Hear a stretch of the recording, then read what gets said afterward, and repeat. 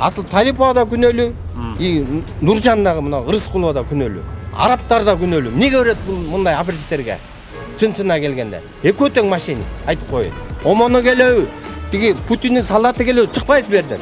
Ошону айтып коелу. Салгылашабыз, ошо 6-9 этажда секирөлө өстөгөндөр бар бер. Ма десе мен бышырып жерсин буларчы. 5 тумбас турат. Ошону элдин баары барабызда талкалайсыз да чыгып кетип каласыз. Арабтарга да жок, бизге да жок, кандай боло турган болсо. Автомат эмес, пулеметиңер менен танк менен сүйрөтсөңөр да чыкпайсыз деді. Конечно, чыкпайбыз да. Бул жерден бизди чыгара албайт го. Үйдө сатып алгандан да коркуп калдык. Машина сатып алгандан да коркуп калдык. Биздин да акча менен бүткөн да. Анан келип эле экөө хозяин болуп, бири-биринен талашып, андайды рейдерство дейт да. Типа биз салдык, анан экөө законный чекте бөлүп алышты да. Ошондой болуп калат азыр. Асыл Талипова менен Нуржан Рыскулова бул экөөнүн кылган иши бердичи. Ошо кылбаса биз мындай акыбалга келбейт болчук. Машина караптар немеси болуп келбейди, бияка инкассатор болуп келди. Деги жана аял киши килишкенде шайтан да. Эркектер иш кылса болмок. Брали же не ОСО Нуржана от ЛТД, брала госпожа Талипова.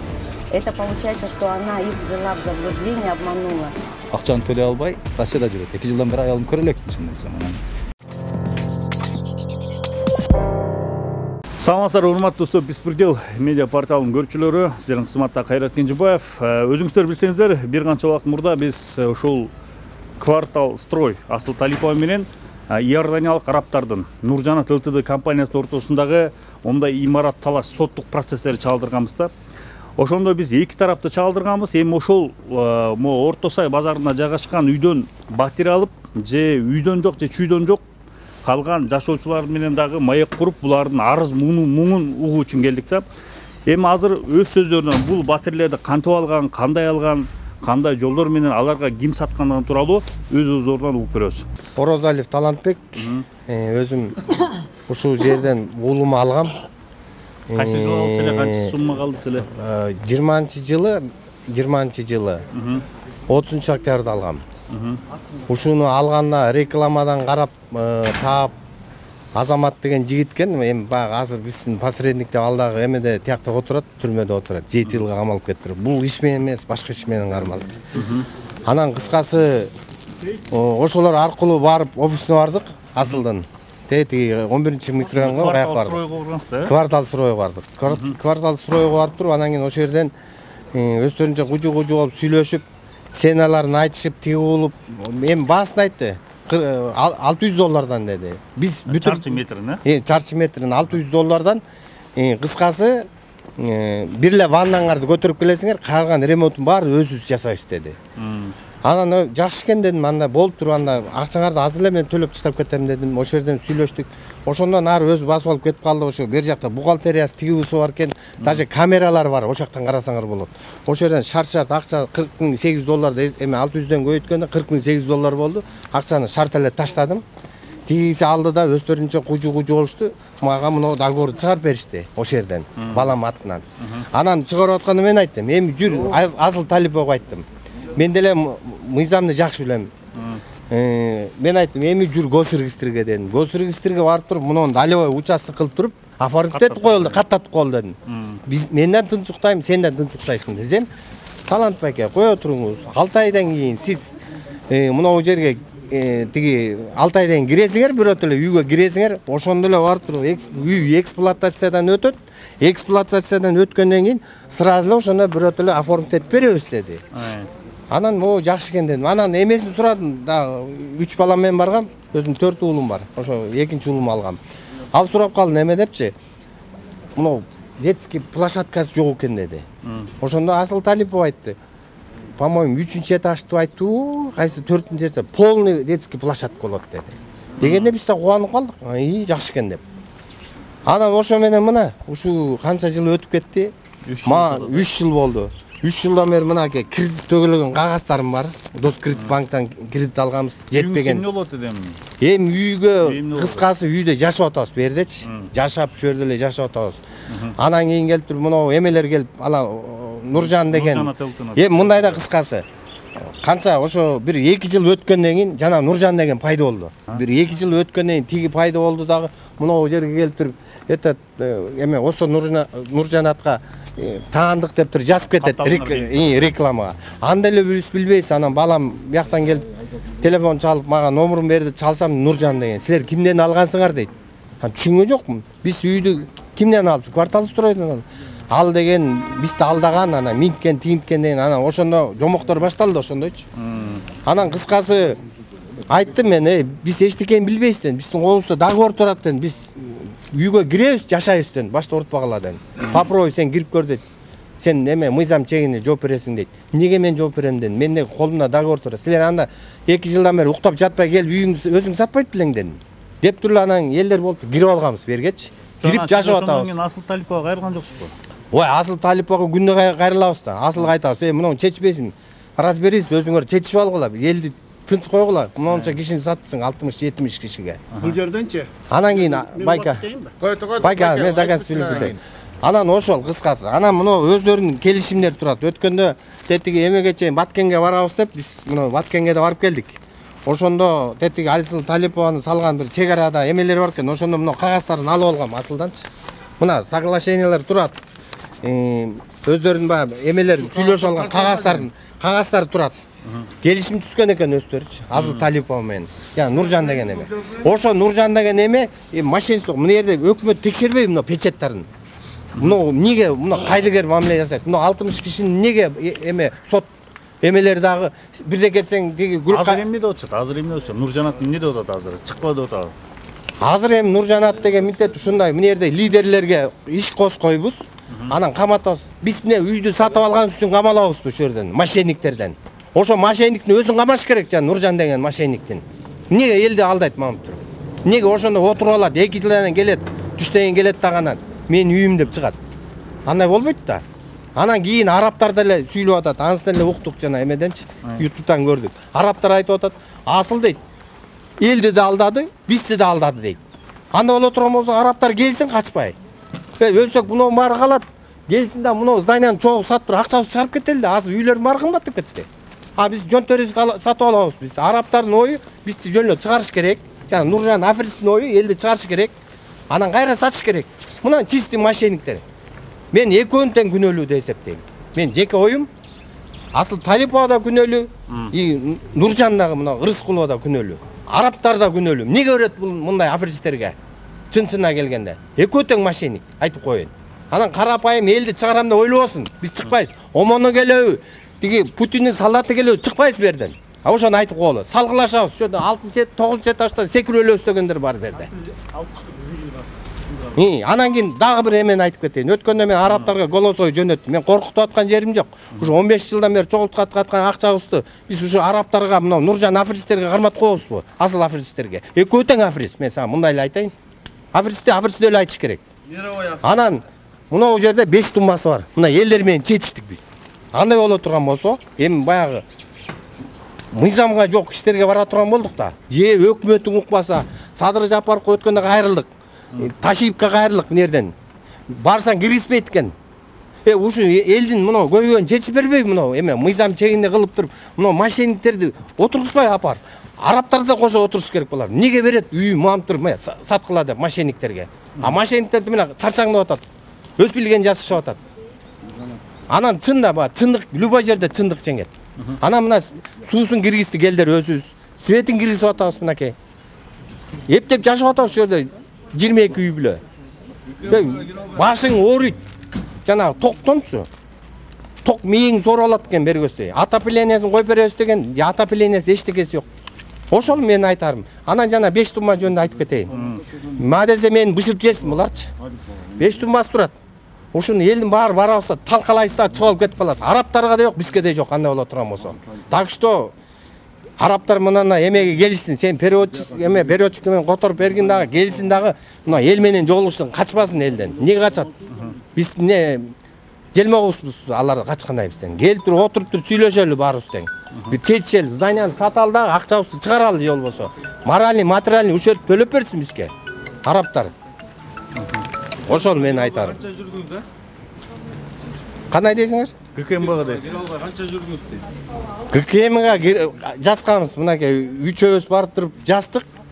Ташиевке жол ал десек, Ташиевке жолуктурбай атат. Жолдон эле силердики мындай эле деп коет экен. Мындай болгон бул кандай? Кыргызстандын бүт эле мына мошенниктердин жери болуп калганбы бул? Кыргызстандан чыгып эле кете эле анда мына эптеп 15-20 жылдан бери чогулткан акчаларыбызды мошенниктердин колуна карматтырдык. Анан өзүңөр ойлосоңор, эмне деген ушундук? 60 киши чыкпайбыз берден. Убар болбой эле койсун. Жана гос органдарга айтып коюн, убар болбой эле койгула, келип бизди чыгарабыз деп. Автомат эмес, пулеметиңер менен келе. Танка менен сүйрөтсөңөр да чыкпайсыз берден. Ошо мен айтарым. Рахмат, Талант байке. Бул жагдай боюнча мындай да эми кичине мына заман оюш кыйыш болуп атканда ушинтип биз дагы келип анан буларга акчабызды берип мынан 2 квартира алганбыз. Анан ошо боюнча азыр эми ушинтип ызычуу болуп жүрөбүз. Же айткандай үйдөн жок, же чүйдөн жок болуп. Анан эми негизгиси бул жерден биздин байкообузга караганда бул 2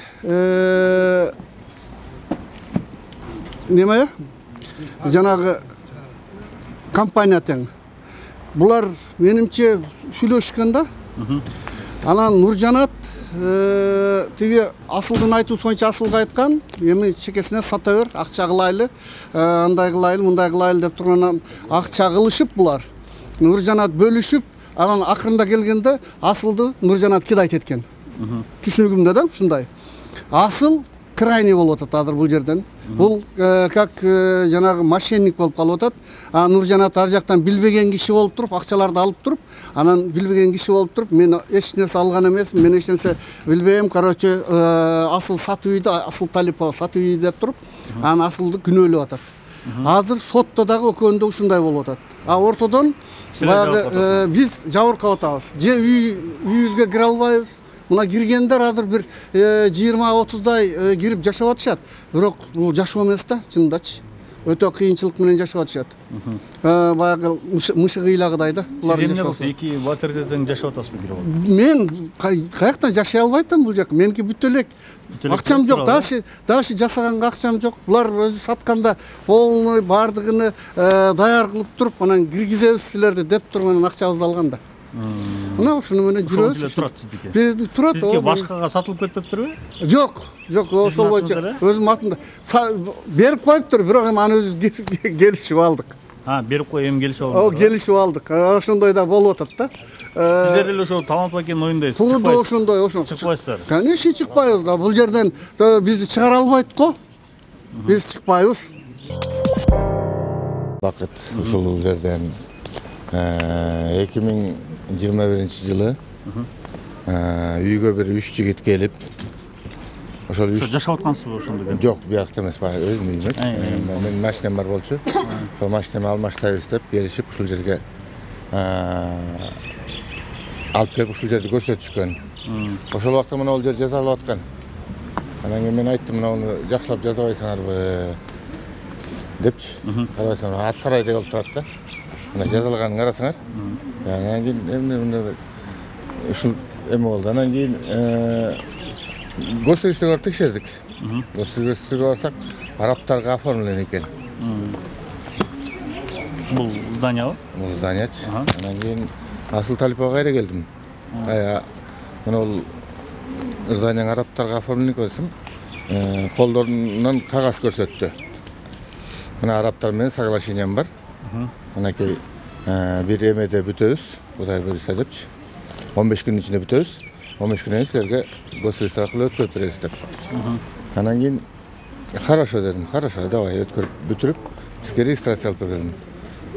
Ошол бойдон ана мына пандемия болуп калды. Ошондо сиз машинеге алмаштырып жүргөнсүзбү? Машинеге алмаштырып жүргөм. Ошол бойдон пандемия болуп калды. Анан аркы берки болуп олтуруп, бир күнү карасак эле Асыл Талипованы камалды деп чыгышты. Мен ошол убакта өзүм Турцияда болчумун иштерим менен. Ошол өзүм иштер менен Турцияда жүрсөм, Асыл Талипова камалды деп чыкты. Анан кийин мен бияка билетим бар болчу, самолет менен учуп келсем, Асыл Талипова чыгып, Асыл Талипованы чыгаргандар камалып калыптыр. Камагандар камалып калыптыр. Туура айтасың, камагандар камалып калыптыр. Ачабыз ким? Алиев айтып атасызбы? Алиев. Аты ким эле? Алиев деген жигит. Алиев деген. Анан кийин биз Значит, жакшы экен деди. Анан кийин бир күнү чакырып калды Асыл Талипова, ушинтип мен силердин акчаңарды берет элем, ушундай. Анан кийин ушундай непоняткалар болду. Эми бүгүнкү күнгө чейин керек болсо бүгүнкү чейин сатылып атат бул үй. Бүгүнкү күнгө чейин ким сатып атат ошондо азыр? Мурда квартал строй болсо? Квартал строй сатып атат. Аз делеби? Азыр деле. Дагы сатып алып аткандар бар. Ооба. Эми ушунчалык бизге мындай мыйзамдуу жол жокпу, мыйзам иштебейби, биз да билбейм. Анткени мунун дагы крышалары бар экен, крышалары бүт баарын ар жак бер жак менен чечет экен. Бирдемкени айтсак, кайра биз өзүбүздү коркутат экен. Факт турат, мынакей элдер көрүп турат. Кайра өзүбүздү коркутат. Асыл Талипов. Ооба. Сиз баранан эметкенден кийин айттыңызбы, эмнеге мындай саттың, же акча машинаны кайтарып берди? Ооба, мынакей тигине машинанын дайыны жок. Берки ортого түшкөндөрдүн адамдардын дайыны жок. Канча жет азыр сиздин? Меники 8-чи этаж деп көрсөтүп берген. Азыр жашап атасызбы же? Жок, жашаган жокпуз, жөнүнө турат. Мен канча жашайбыз? Бирөөнүн үйүндө болсо, бирөөнүн эмеси болсо, канча жашайбыз? Жөнүнө турат. Мына көп кишилер ушул жерде эметип коюп турушат. Сессиялар өтпөйт. Ушундай. Анан кийин бул жерде көбүнчө эл жанагы подрядчиктерден алган экен. Жумуш жүргүзгөндөрдөн? Жумуш жүргүзгөндөрдөн. Анан кийин азыр эми подрядчиктерди бүгүн чакырдык эле жок го, Iya. Подрядчиктер жок. Асыл Талиповдун өзүн да чакырдык эле, кел мына бул жерге айтып бер. Мына сен жанагы өткөндө тарткан арабтар менен, беркил тараптар менен тарткан видеоңду көргөнбүз. Анан кийин ошол себептен сизди да чакырдык да ушул жерге келиңиз. Мына бул тарапта да угуңуз. Кандай болуп атат? Кайсы жагына баратабыз? Кечеүнкү видеоңузду көрдүк. Кечеүнкү видеоңузда теге госрегистрдеги бир калпыстыктарды жөнүндө тоже чыгарыптырсыз. Нотариустун калпыстыктарын чыгарыптырсыз. Ушундайлар болуп атат да. Анан биз бүгүн действительно алданып турат эл. Мына турган элдин баары алданып турат. Не кылайын деп атасыз? Эч билбейсиздер аны эмне кыласыздар. Эмне кылышты билбейсиң? Анткени госоргандар иштебей атат. Госоргандардын баары бул жерде замешан экен. Бул жерде замешан экен, госоргандардын баары замешан экен. Чоңураак органдар замешан экен. Госоргандар болгондо кимдер булар? Милициялар, прокуратуралар, соттор бүт баары замешан экен. Мына бул жерде 48 киши эпизод бар, 48 эпизод менен Октябрьский сотто соттошуп атышат. Ким сиздер сотко берет ошондо? Ушул Талипова жанагы эме соттошуп атышат. Уголовный иш болуп атат. Анан гражданский иш болду. Гражданский иште 25 киши катышкан. Ал 25 кишинин иши городской соттон толук утулуп, силер эч ким эмесиңер деп чыгып калды. Анан биздин эмебиз түштү да. Действительно. Ушул жерден силерге эч кандай тиешеси жок. Ошондой депчи. Анан ошон үчүн биздин азыркы акыбыбыз кандай экени белгисиз болуп турат да. Биз азыр аларды алып алганбыз. Акчасын бергендер бар, наличка жанагы сүйлөгөн Талант деген жигит 40 миңден ашык доллар берген. Мен болсо ошондой эле бир кымбат бала машинаны бергем. Дагы ушундай наличка акчаларын берген. Мына бул киши болсо кол тойгон бир бетон заводун берген. Бетон завод, целый заводду берген. Ушундай бир акыбалда турабыз да элдерчи. Мен Абдыкадыров Сейитбек Сапарбекович 2021 жылы, 22 жылы şu Kvartal Stroy деген фирмадан сатып алгам. Сатып алгандан кийин мен көп убакытка чейин жоголуп кеттим. 5-6 айбы келсем ЛТД Нуржанат илип коюптур. Рекламасын звонить еттим. Бул биздики деди. Ошондон баштап мен да өз алдынча изилдөөлөрдү баштадык. Баарыбыздын группаларды чогулттук. Баарын изилдедик. Ошондон кийин биз эки фирманы тең сотко бердик. Октябрьский райондук сотко бердик. Ал жактан бизге чечип берди, жакшынакай еген берди, Аньеса деген ошо сотко рахмат. Ушу сотко мен рахматымды айтам. Бизге Давыр Асабеевични покупатель деп чечип берди. Баарыбыздан сүйүндүк, үйдө болдук мынакей деп. Андан кийин обжалование жазды Нуржанат ЛТД. Анаты Нуржанат кен жанагы арабтар менен өкүл экен арабтардын. Анан Нуржанат ЛТДсин кошуп койду Наргизде. Анан биз дагы изилдөө баштадык. Бул жер негизи мамлекеттин жери, мэриянын жери. Алар сатканга укугу жок болчу бул жерде. Ана ушундай системаларды ойлоп чыгырып, Асыл Талипаны бул жака киргизип, саттыртып, $6 миллион договор түзүшкөн. Асыл Талипаны киргизип саттырышкан бул жака. Акчаларын берип турган Асыл Талипа, жанагы Нуржанат ЛТД деген Нуржанаттын өкүлү арабтарга акчаларын берип турган, ресторан сатып алган. Мен дагы изилдөөлөр жүргүздүм да, арабтар акчаларын алып турган. Эми обжалование городской сотко жазыптыр. Эми аз күндө анан городской сот менен соттоштук. Эми Верховный сотко обжалование жазыптыр да, Верховный соттон эми соттошуп атабыз. Ал жактан биздин тактырыбыз кандай болот, бир Кудай билет. Үйдө сатып алгандан да коркуп калдык. Машина сатып алгандан да коркуп калдык. 2019-жылы ушул объектти көрүп алганбыз ушул жерден. Ошондо офисинен барып. Анан эми мен өзүм недвижкада иштеп жүрөм. Алып сатып иштечимин да. Анан менин көзүмө бул объект аябай жакшы, лакамка көрүндү, действительно айтканда. Болгон бүткөн бардык кадыр баркыбызды салып, тууган тушкандардан чогултуп ушул жерден квартира алганбыз.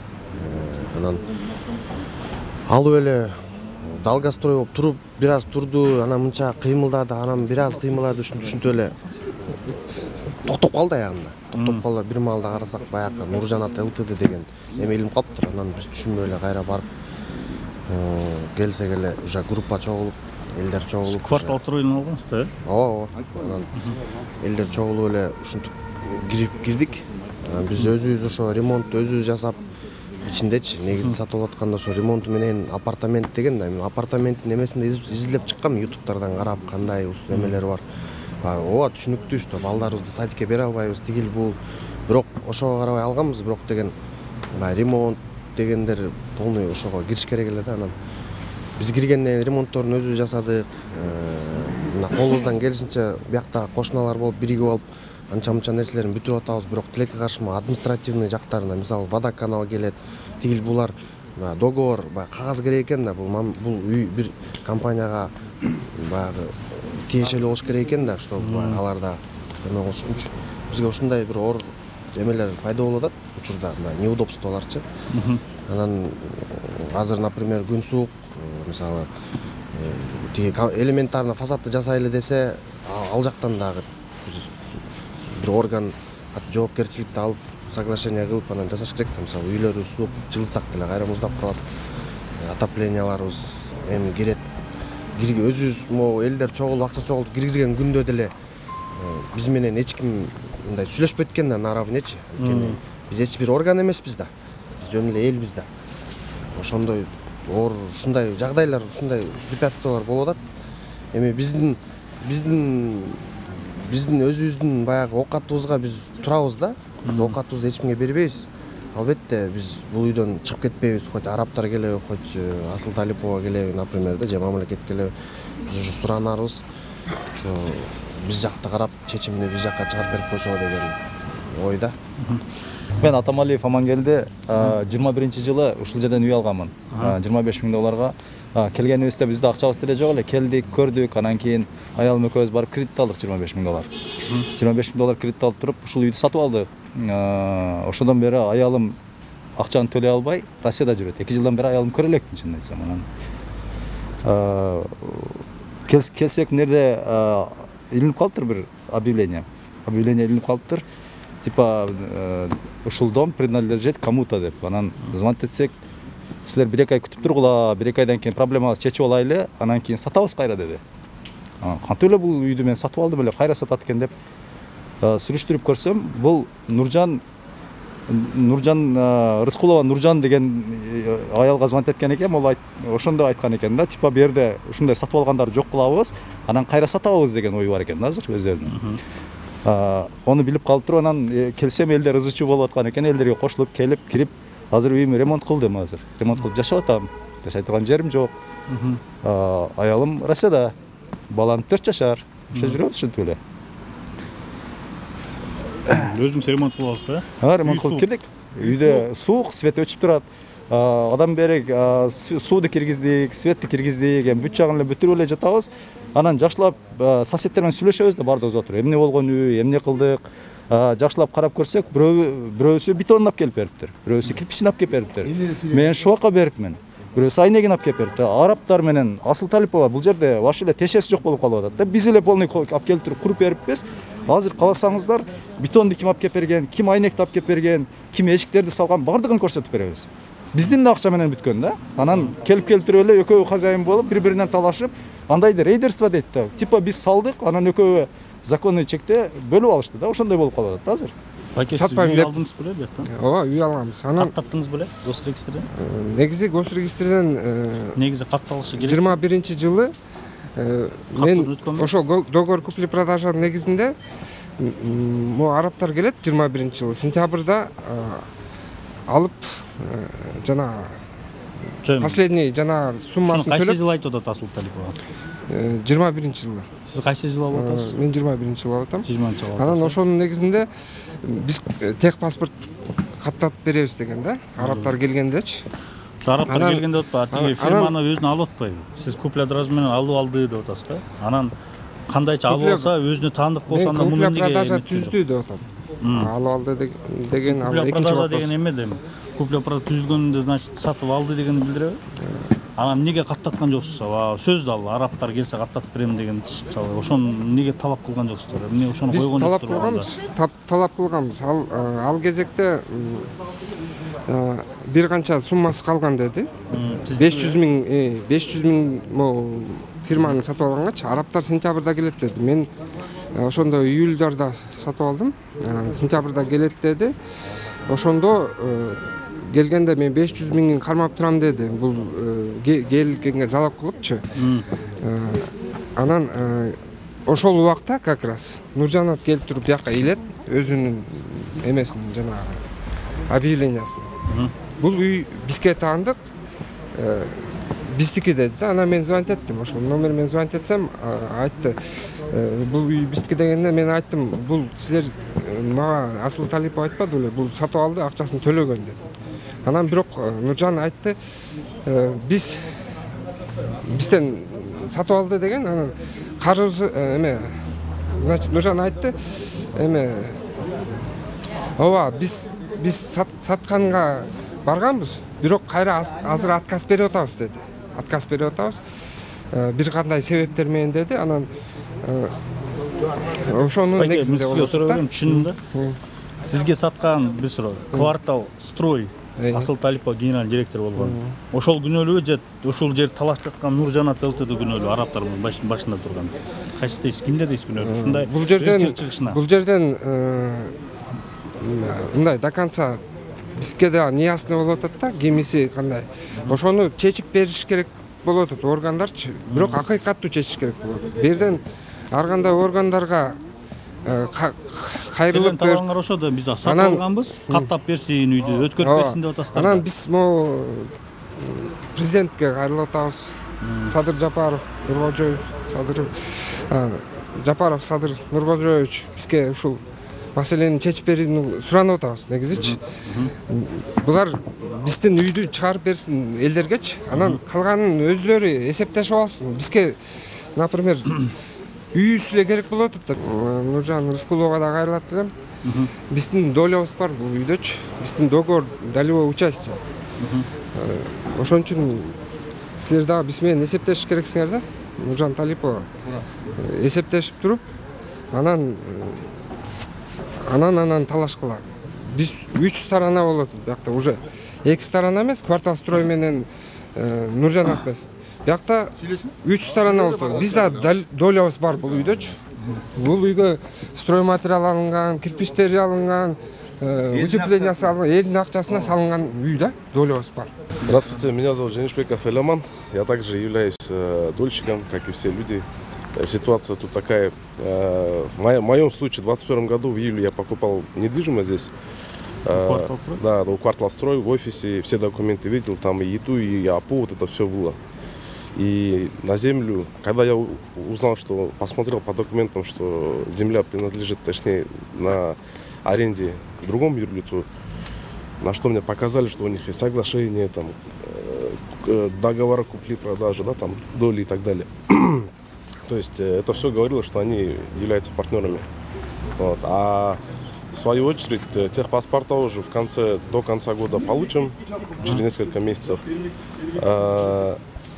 Они сейчас в связи с ковидным ограничением не могут приехать, но они приедут и распишутся, и техпаспорт. Это голословно было, конечно, но при этом же вот эти все взаимоотношения у них есть на бумаге, и подписи, и печати двух компаний. Естественно, я подумал, застройщик один, договора у них есть, меморандум всяким составляли. Вот многие люди на это и повелись, если честно, да? Вот. Когда баннер повесили, как и все остальные люди, я тоже позвонил, на что их представитель, юрист, говорит, мы вообще даже ее не знали, мы там заключали договор с другим человеком, там, а она ниоткуда не взялась, это наш объект и так далее. Ну, в течение, а потом выясняется, что у них помимо этого объекта другие взаимоотношения были. Вот, на Молодой гвардии там участок был, там покупали, другие частные дома они между собой там продавали. То есть у них партнерские отношения были, да? Вот, это выясняется. Она говорит, что мы ее вообще не знаем. Так же тоже не пойдет. В течение 2 лет, пока там объект строился, квартиры продаются, а они об этом якобы не знают. Хотя у них вот здесь охрана своя стоит, правильно? Кто выходит, кто заходит, они в курсе об этом. То есть они позволяли продавать. Если бы они в самом начале просто этот баннер повесили, вот этого всего не было. Один баннер, видите, как судьба, да, решает, по сути. Если бы они баннер просто повесили изначально, объект принадлежит Нурджанат во время строительства, таких вопросов уже не было. Тенишбеков Элеман. Элеман, у вас вот на руках какие документы имеются? Также договор долевого участия.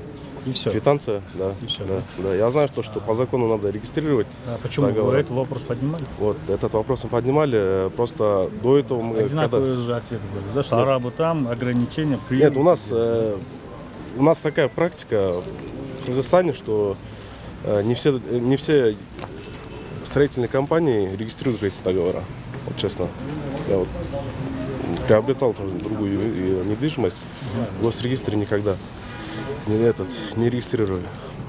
Мой конкретный момент, что через 2 месяца, через 3 месяца там уже техпаспорта получат. Ты же видишь, объект уже построен 10 этажей, допустим. Поэтому на это и люди появились-то, по сути. Вот вы же уточняли, что в госрегистре что там другая компания? Я же вам говорю, есть другие документы, договор, купли-продажи долей, там, меморандум о соглашении и так далее. Вот эти вещи же есть. Поэтому... Эльман, в вашем случае, как вы думаете? Я думаю, то, что госорганы должны чуть активность проявить и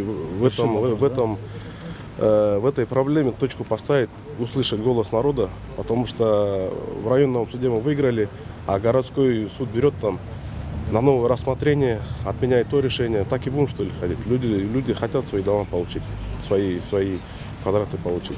Сейчас вот мы в Верховный подаем, а там как будет, тоже непонятно. Нам без разницы. Легче же, чтобы они между собой решили этот вопрос. Они, например, если даже те арабы с нами, 70 семей, да? 70 семей, даже как бы они там не выиграли, они все равно этот дом не получат. Вот. Хоть по закону, хоть не по закону. Люди на крайней мере пойдут. На крайней мере пойдут, да? Рахмат.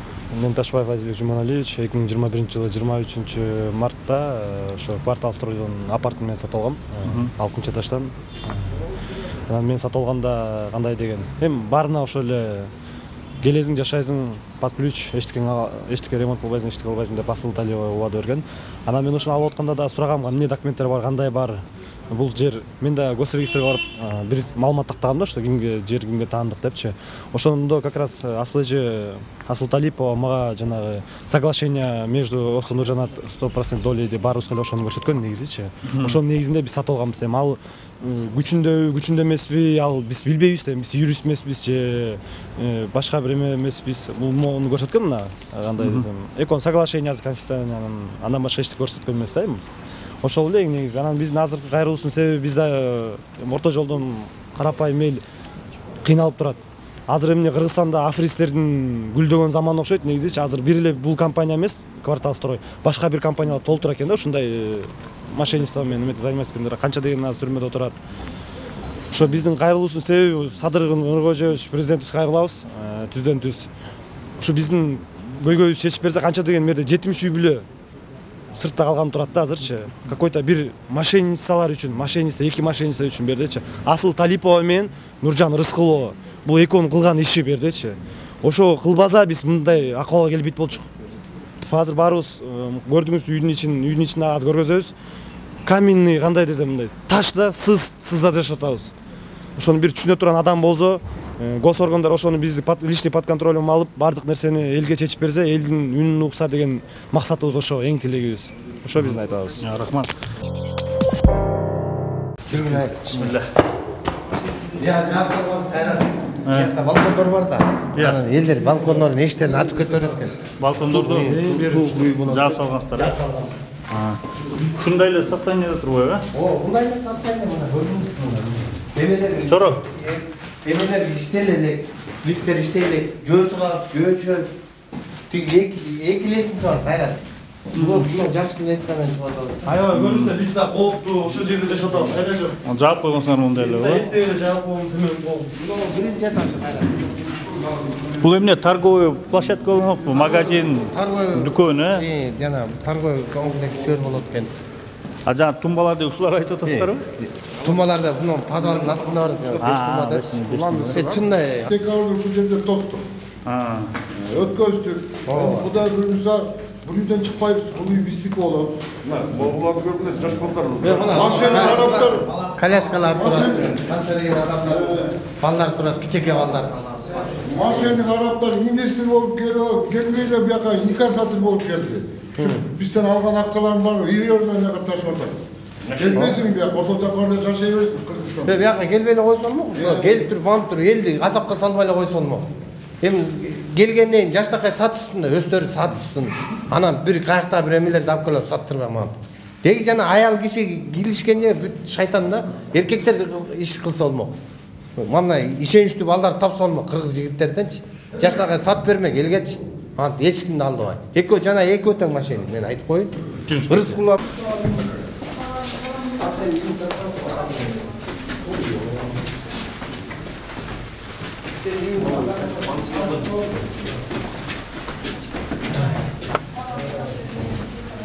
Мына Дамира деп турат. Мына тоз алып. Монте жазып койгон барбы? Ооба, мына жаз. Монтеле жазып коет да ар бирине өзүнүн квартирасына, мисалы мээрим дейт бияк. Ооба. Мына болсо Дамира эже таластык эженки, кызы көзү көрбөйт. Макш ушу канчадан бери эң алгачкылардан ушулар алган экен да.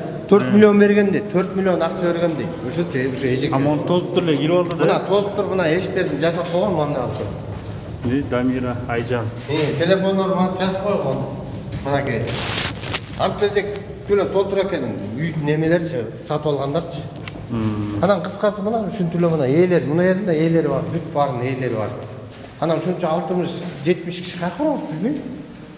Кайкырабыз, бизде араптар кууп чыксын мейли, биз кетип эле калалы. Мына ушуларга акчабызды карматпай эле кетип калабыз офистерге. Мошенниктер болот ба? Араптар өздөрү мошенниктер, мен ушундай эле айтам да. Эмнеге өздөрү келип, өздөрү сатпайт? Эмнеге жаштакай эмелерди таппайт мам сатуучу балдарды, кыздарды? Кайакта бир Кудайдан жөө качкандар бар, таап алып турган. Мам элдин баарын кыйнашып келди. Дагы мен кошумчалап коечу. Мынакей райондун соттон соттоштук, ошондо араптар да отурду. Араптардын өкүлү Нуржан Тентиева дагы отурду. Орусчаны YouTube'дан көргөм, орусчаны жакшы сүйлөйт аябай. Менден жакшы сүйлөйт. Ошол жерде отурат, я по-русски язык не знаю деп. Бул зданияга да келгенин көргөн жокпуз, чынын айтсакчы. Бир басып келген. Бул жерге Асыл Талипаны пайдаланганда, ушул жерге Асыл Талипаны киргизип, саттыртып баарын тең. Акчаларын алып чыгып кеткен аракет кылганга да булар. Биякты сатканга болбойт. Бияк бизнес центр болмок. Эми биз жилой деп сатып алдык да.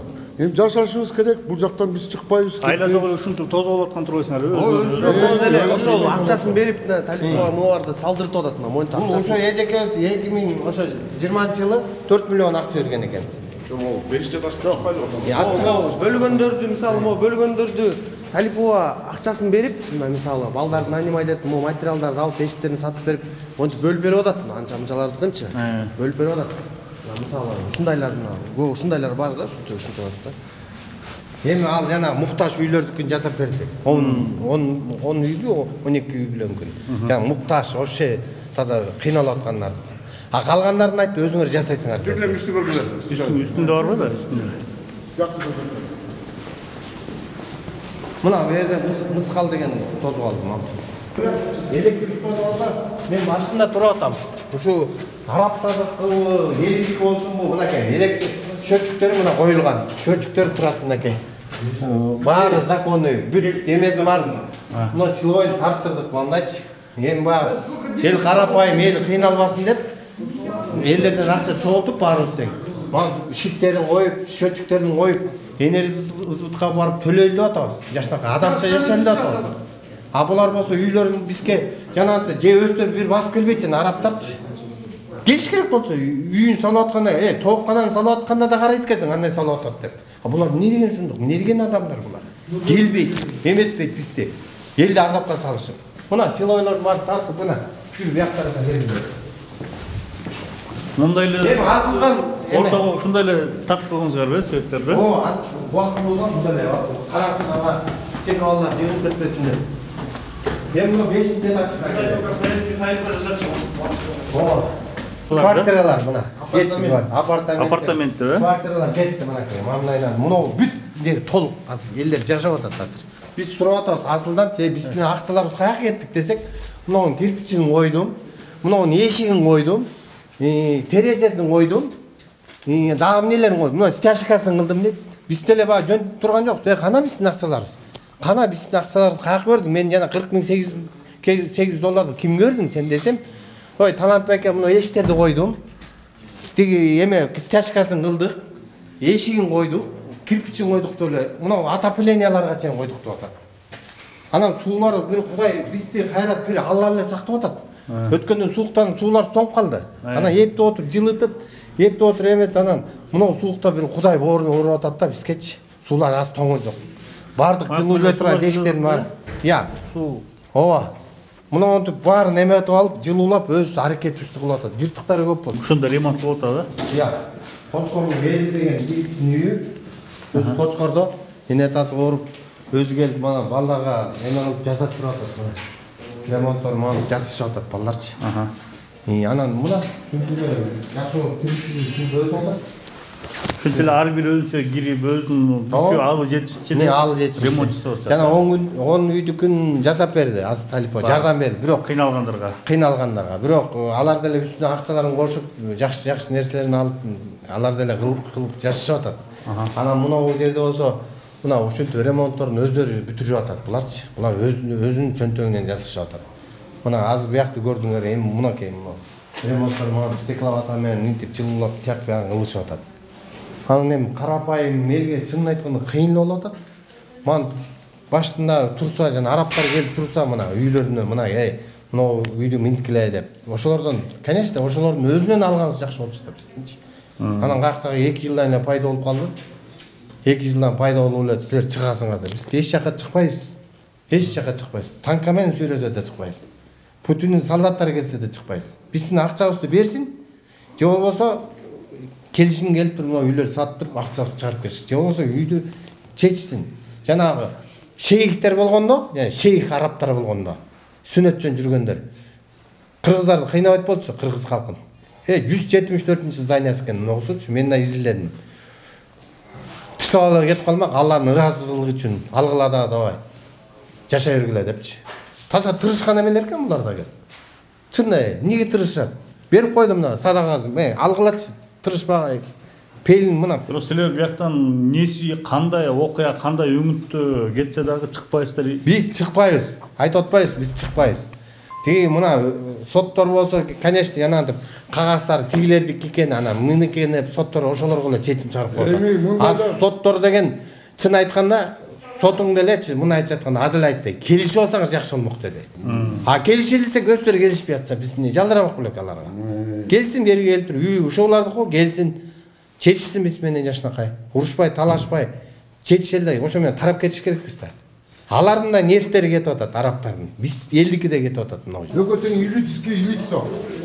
Бирине сатса болот, бирөөсү алса болот. Эми бул мыйранын жери болот го. Муну саткан болбойт. Муну бизнес үчүн салышкан. Айлык намалла, анткени асылды күтө бердик. Асыл болсо документти күтүп атабыз биз. Документтерибиз качан чыгат, кандай милдет десек эле, асыл айтат, мына мен сүйлөшүп атам, мен минтип атам, мен сотко чуркуп атам. Районуйдан утканбыз, элдерчи. Октябрьский болчу, Октябрьскийден утканбыз. Элдин немесин чечип берген. Эми мына городдон утулуп калдык. Кандай болуп утулуп калдык?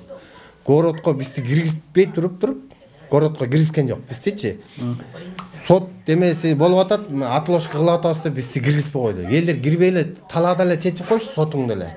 Сот бизди бир киши киргизбей туруп чечип койчу ушуларга. Андай болбойт да. Biz sottу эмнеге шайладык? Сотту биз ушу элге иштеп берсин деп шайладык. Прокуратура эмнеге шайладык биз? Ушу элге иштеп берсин деп шайладык. Буларың элге иштебей атпайбы? Мына мошенниктер мына кагаздар турат, мына келишимдер турат. Ушу келишимдерди текшербей ушулар. Эмнеге печаттарын текшербейт булар? Мынакей, нерде Рыскуланын колу турат. Мына жерде мынакей. Мынакей, мына Рыскуланын колу турат мынакей. Оригиналдары бар. Бүт бардык жерде Рыскуланын колу турат. Келишим түшүшкөн булар. Тиги асыл менен. Анан баары турат, факты турат. Өкмөт ушуну текшербейби мисалы? Алакандай болсо да кагазыбыз бар экен биздин колубузда. Келмелер, рахмат, Мояңар жыпчылкын. Урматтуу көрчү, мынакей ошол үйдө жашаган жашоочулар менен үлүшчүлөр менен дагы баарын кыдырып көрүп чыктык. Бул жашоочулардын бир эле талабы бар да. Ушул турак жайдын маселесин, үйдүн маселесин чечип берүү. Булар толук акчаларын төлөп койгон экен. Бирок бул жерде ушул үлүшчүлөрдүн жашоочулардын айтымында күч органдары, тиешелүү мамлекеттик органдар так ишин жүргүзбөй жатат. Ушул иш жүргүзүлүп, так чечилсин деген гана талап. Бирок эгер келип соттун чечими болуп, бияктан чыгарабыз десе, мисалы Нуржанат ЛТД же Квартал Строй Асыл Талипову, бул жактан бирөөбүз да чыкпайбыз дейт. Эмне болгон күндө дагы чыкпайбыз, биз жашайбыз дейт да. Ошон үчүн биз тиешелүү органдарга кайрылабыз, баарын териштирип, эки жак кандай келишимге келеби, бир жолу чыгып, ушул жашоочулардын көйгөйү чечилет деген ойдобуз. Кийинки берүүдөн көрүшкөнчө саламатта болуңуздар.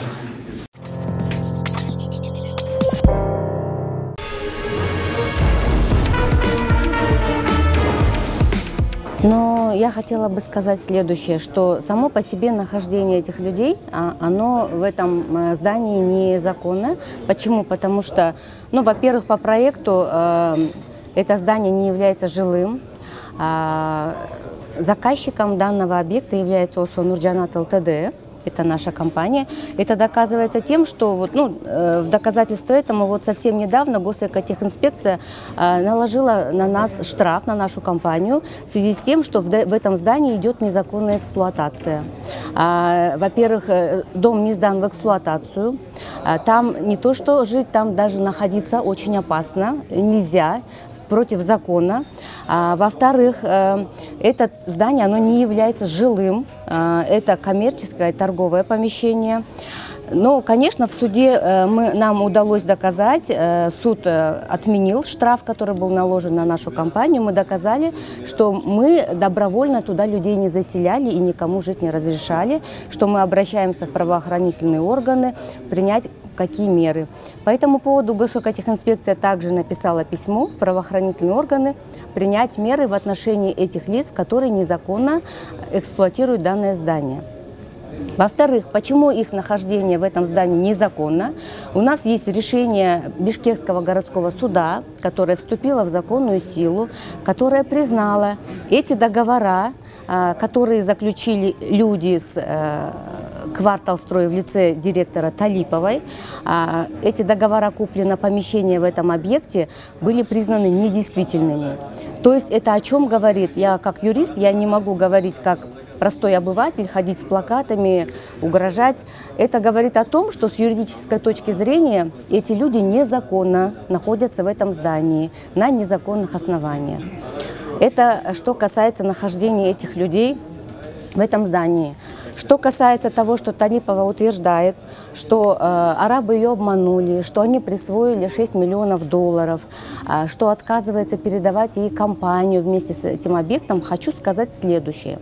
По этому поводу госпожа Талипова в лице своих юристов обратилась в Международный третейский суд, где пыталась доказать суду, что и просила обязать ОСО Нурджанат ЛТД передать ей 100% доли в этой компании.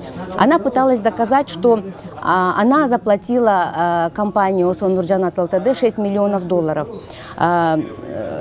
Суд, рассматривающий данное дело, состоял из 3 арбитров.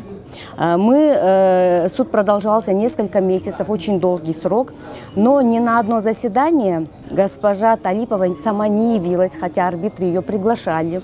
Приходили ее юристы, и они не показали ни одного документа, который бы доказывал, что она перечислила либо кому-то одному из учредителей компании, гражданину Иордании, хоть 1 копейку денег. Это, во-первых, не на счет Нурджанат ЛТД, она тоже не доказала, что она хотя бы копейку денег она перечислила. И в то же время я знаю, что ею сфальсифицированы документы, в которых она отражает то, что я у нее получила наличными деньгами $6 миллионов. Почему-то на эти заседания ни один из ее юристов, хотя там присутствовало 3 юриста, не принес этот документ и не показал составу арбитража. Если бы это была правда, если бы им нечего было бояться, если бы это была не фальшивка, я думаю, наверное, они бы принесли и показали этот документ. Но юристы этого не сделали. К тому же я хотела бы еще добавить, что госпоже Талиповой, как генеральному директору ОСО «Кварталстрой», в Чуйском ГКНБ Чуйской области предъявлено обвинение по 48 эпизодам, или 44, по-моему, эпизода. Здесь потерпевшими проходит также ОСО Нурджанат ЛТД. И на очной ставке между мной и Талиповой был задан ей вопрос: почему вы продали эти помещения, на каком основании, кому вы отдали деньги, кому вы дали 6 миллионов. Она ничего не сказала. И если бы это была правда, те документы, которые она показывает всем вот так, что эти деньги взяла я, в размере $6 миллионов, я думаю, она бы показала это следствию, и следствие, наверное, предъявило бы обвинение не ей, а мне, наверное. Сказала бы, что в отношении меня бы, наверное, в суд направили уголовное дело, предъявили мне обвинение. Но там она этот документ фальшивый, сфабрикованный, она не представила. Этот документ она специально сфабриковала для кого? Для вот этих потерпевших людей, которые находятся в этом здании, чтобы настроить их против нашей компании, против нас, и чтобы снять какую-то ответственность с себя, чтобы эти люди не писали в отношении нее заявление. Я хотела бы вот это сказать, и в конце я хотела бы сказать, что мы все равно живем в законном правовом государстве, и я думаю, что все равно закон работает у нас. И все равно когда-нибудь, я думаю, что этот вопрос решится. И надеюсь, что правоохранительные органы и государственные органы примут правильное решение. И все-таки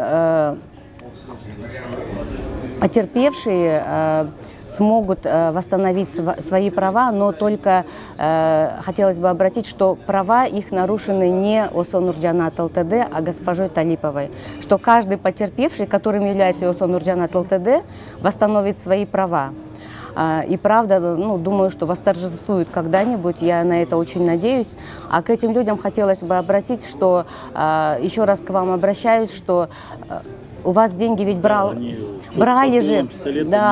же не ОСО Нурджанат ЛТД, брала госпожа Талипова. Это получается, что она их ввела в заблуждение, обманула. Именно поэтому они написали заявление, именно поэтому они признаны потерпевшими, потому что они понимают, что она ее обманула. И поэтому я призываю вас все-таки обращаться к ней. Вот просто многие из них обращаются к руководству ОСО Нурджанат ЛТД, что верните нам наши деньги. Я хотела бы еще раз сказать, что деньги возвращать будет тот, кто их брал. Не граждане Иордании, не я лично, у этих людей денег не брали мы. Поэтому если они хотят восстановить свой ущерб, каким-то образом, я не знаю, как они это видят вообще, какая у них картина, то пусть они обращаются к тому человеку, который у них украл эти деньги, который их обманул. Вот и все. Что касается, что бы я хотела сказать по поводу обвинений там, в адрес там, руководства ОСО Нурджанат ЛТД, что они мошенники, что они их обманули. Если они думают, что действительно обманули их ОСО Нурджанат ЛТД, мы живем в правовом государстве. Мы живем в правовом государстве, им никто не мешает обратиться в судебные или правоохранительные органы, пусть они доказывают это. Почему они это ходят и с плакатами в руках выступают, устраивают митинги? Это я считаю, что это неправильно. Мы не в каменном веке живем. Также я хотела бы обратиться к государственным органам, к самому президенту также. Это здание, этот объект, который строила ОСО Нурджанат ЛТД, был построен за счет инвестиций, которые пришли в нашу Кыргызскую республику с Иордании, потому что учредители ОСО Нурджанат ЛТД являются граждане Иордании. И вот очень жаль, что политика президента, она направлена на привлечение инвестиций в Кыргызскую республику.